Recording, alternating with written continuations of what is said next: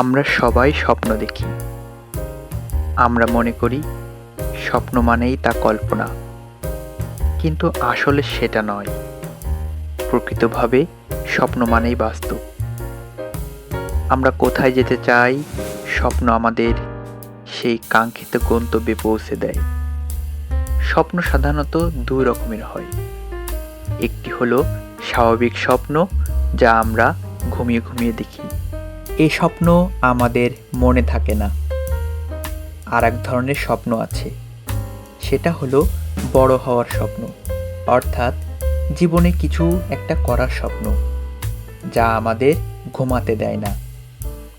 আর এজন্যই পরমাণু বিজ্ঞানী এপিজে আব্দুল কালাম বলেছেন, স্বপ্ন সেটা নয় যা তুমি ঘুমিয়ে দেখো, স্বপ্ন হলো সেটা যা তোমাকে ঘুমাতে দেয় না। শুধু স্বপ্ন দেখলেই হবে না, এটা পূরণ করতে হলে পোড়াতে হবে কিছু কাঠখড়। স্বপ্নকে কল্পনায় না রেখে বাস্তবতায় রূপ দিতে হবে। আর তার জন্য প্রয়োজন অদম্য ইচ্ছাশক্তি, অধ্যবসায়, চেষ্টা এবং পরিশ্রম। দৃঢ় সংকল্প এবং কঠোর পরিশ্রমের মাধ্যমে আমরা পৌঁছে যেতে পারবো আমাদের কাঙ্ক্ষিত লক্ষ্যে।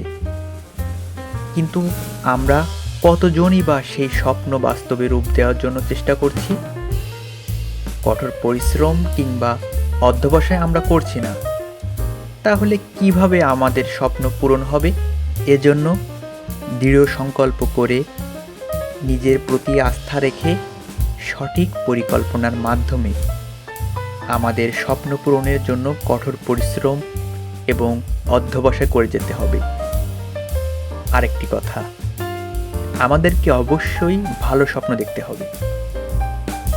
ভিত্তিহীন বা সমাজ ও দেশের জন্য অকল্যাণকর হয় এমন স্বপ্ন দেখা যাবে না।